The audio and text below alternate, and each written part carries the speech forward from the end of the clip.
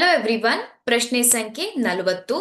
ಪರಿಸರ ವ್ಯವಸ್ಥೆಯಲ್ಲಿ ಕವಲೊಡೆದ ಆಹಾರ ಸರಪಳಿ ಏಕೆ ಉಂಟಾಗುತ್ತದೆ ಅಂತ ಇದೆ ನೋಡಿ. ಇಲ್ಲಿ ಪ್ರತಿಯೊಂದು ಜೀವಿಯು ಸಾಮಾನ್ಯವಾಗಿ ಇತರ ಅನೇಕ ಜೀವಿಗಳಿಂದ ತಿನ್ನಲ್ಪಡುವ ಎರಡು ಅಥವಾ ಹೆಚ್ಚು ವಿಧದ ಜೀವಿಗಳಿಂದ ತಿನ್ನಲ್ಪಡುತ್ತದೆ. ಹಾಗಾಗಿ ಪರಿಸರ ವ್ಯವಸ್ಥೆಯಲ್ಲಿ ಕವಲೊಡೆದ ಆಹಾರ ಸರಪಳಿ ಉಂಟಾಗತ್ತೆ ನೋಡಿ.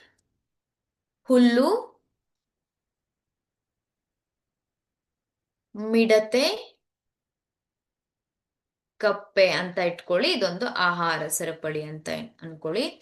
ಈ ಒಂದು ಹುಲ್ಲು ಏನಾಗತ್ತೆ, ಒಂದಕ್ಕಿಂತ ಹೆಚ್ಚು ಜೀವಿಗಳಿಂದ ತಿನ್ನಲ್ಪಡತ್ತೆ. ಉದಾಹರಣೆ, ಮೇಕೆಯಿಂದ ತಿನ್ನಲ್ಪಡತ್ತೆ, ಹಾಗೆ ಮೊಲ ಇದರಿಂದನೂ ಕೂಡ ತಿನ್ನಲ್ಪಡತ್ತೆ ಅಲ್ವಾ. ಹಾಗೆ ಕಪ್ಪೆ ಏನಾಗತ್ತೆ, ಕಪ್ಪೆನೂ ಕೂಡ ಒಂದಕ್ಕಿಂತ ಹೆಚ್ಚು ಜೀವಿಗಳಿಂದ ಭಕ್ಷಿಸಲ್ಪಡುತ್ತೆ ಅಲ್ವಾ. ಮಿಡತೆನೂ ಒಂದಕ್ಕಿಂತ ಹೆಚ್ಚು ಜೀವಿಗಳಿಂದ ಭಕ್ಷಿಸಲ್ಪಡುತ್ತೆ. ಆದ್ರಿಂದ ಕವಲೊಡೆದ ಆಹಾರ ಸರಪಳಿ, ಅದನ್ನ ಫುಡ್ ವೆಬ್ ಅಂತ, ಆಹಾರ ಜಾಲ ಅಂತ ಕರೀತಾರೆ ಅಲ್ವಾ. Thank you.